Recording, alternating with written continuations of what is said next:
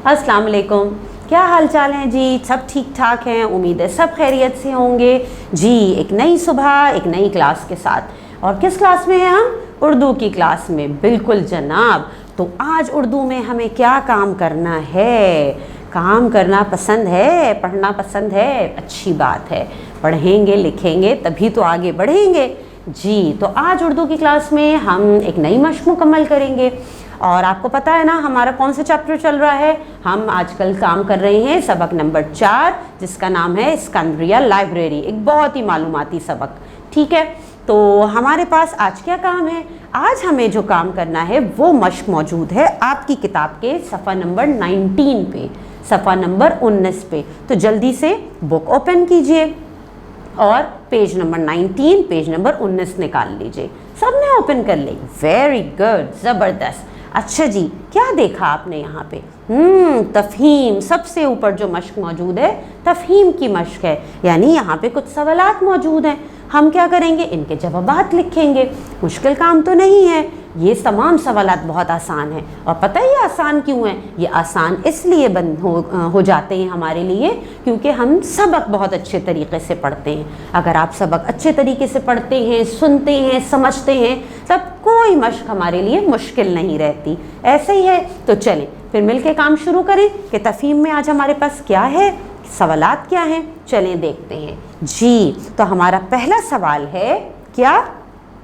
Computer के दौर में लाइब्रेरी की अहमियत क्यों कम हो गई है? पहला सवाल क्या है?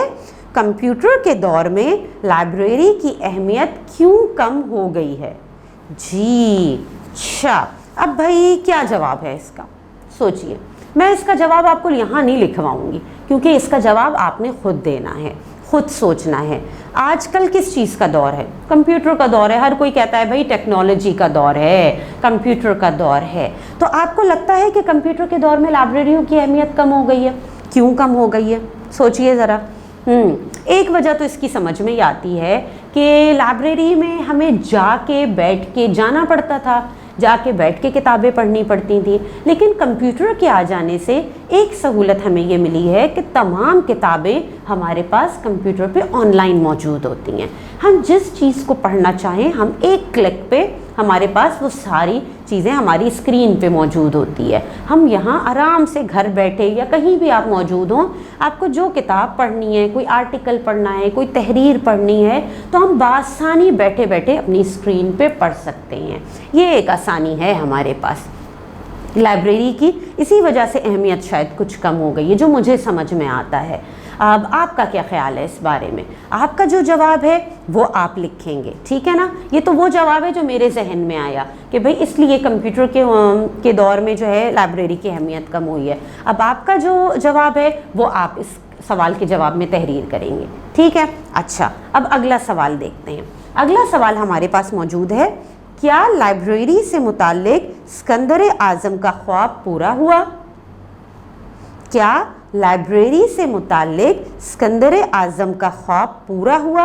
अब आप मुझे बताइए, क्या सिकंदर आज़म का ख्वाब पूरा हुआ था या नहीं हुआ था? सिकंदर आज़म ने खुद लाइब्रेरी बनाई थी? खुद बनाई थी? नहीं, खुद तो नहीं बनाई थी क्योंकि सिकंदर आज़म का तो इंतकाल हो गया था लाइब्रेरी बनाने से पहले ही, और वो ख्वाब अपनी ज़िंदगी में तो पूरा नहीं कर सका था। फिर क्या हुआ था? ख्वाब पूरा हुआ था या नहीं हुआ था? इसका जवाब है लाइब्रेरी से मुताल्लिक सिकंदर आज़म का ख्वाब उसकी ज़िंदगी के बाद ख़त्म हो गया था। लाइब्रेरी से मुताल्लिक सिकंदर आज़म का ख्वाब उसकी ज़िंदगी के बाद ख़त्म हो गया था। क्यों ख़त्म हो गया था? आपको याद है ना, सिकंदर आज़म तो अपनी ज़िंदगी में लाइब्रेरी नहीं बना सका था।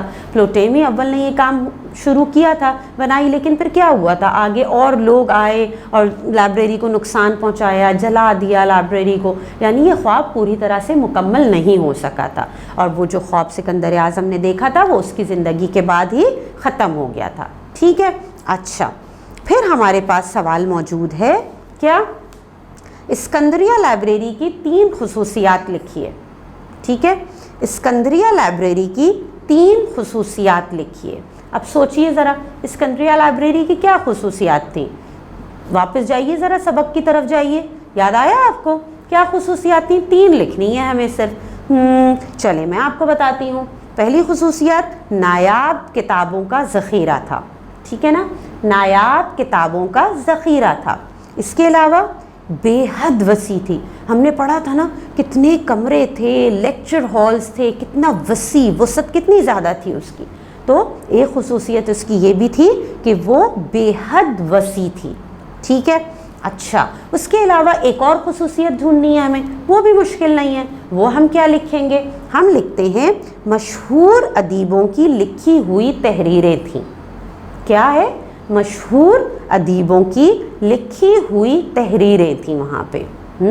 تو جب یہ خصوصیات ہیں تو پھر اسکندریہ لائبریری تو بھائی بہت ہی خصوصیات کی حامل تھی, بہت اہم تھی, بہت اچھی لائبریری تھی.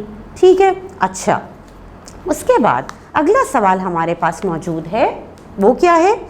درس گاہوں کی تباہی سے قوم کس طرح تباہ ہو سکتی ہے؟ درس گاہوں کی تباہی سے قوم کس طرح تباہ ہو سکتی ہے؟ اب ذرا سوچئے کہ اگر ہم درسگاہ جہاں تعلیم دی جاتی ہے انہیں تباہ کر دیں تو قوم کیوں تباہ ہو جاتی ہے؟ یہ سوچئے کہ کیا درسگاہ کو تباہ کرنے سے قوم کی تباہی ہوتی ہے؟ سوچئے ذرا, جلدی سوچئے. قوموں کی ترقی ان کی تعلیم میں کی ترقی کی وجہ سے ہوتی ہے. ٹھیک ہے نا, یہ بات تو طے ہے بھائی کہ قوموں کی ترقی ان کی تعلیم میں ترقی کی وجہ سے ہوتی ہے, اور جب درسگاہیں ختم ہو جاتی ہیں تو تعلیم کا ذریعہ ختم ہو جاتا ہے اور قومیں تباہ ہو جاتی ہیں. ٹھیک ہے نا, یہ سمجھنے والی بات ہے. آپ کو پتہ ہے کہ ہم یہ جانتے ہیں کہ اگر آپ یہ چاہتے ہیں یا اگر ہم یہ سوچتے ہیں کہ ہماری قوم ترقی کرے تو سب سے اہم جو بات ہے وہ یہ ہے کہ اس قوم کی تعلیم پر, اس قوم کے نوجوان بچوں کی تعلیم پر فوکس کیا جائے, تعلیم پہ توجہ دی جائے. اگر قوم کی ترقی چاہتے ہیں تو تعلیمی میدان میں ترقی یافتہ ہونا بہت ضروری ہے. تو ظاہر سی بات ہے کہ اگر درسگاہیں ہماری تباہ ہو جائیں گی, تعلیم کیا یعنی تعلیم کا سلسلہ رک جائے گا. درسگاہوں میں تعلیم دی جاتی ہے, تعلیم ترقی نہیں پائے گی تو ہماری قوم بھی ترقی نہیں پا سکتی. یہی وجہ ہے نا, آپ کو بھی یہی لگتا ہے؟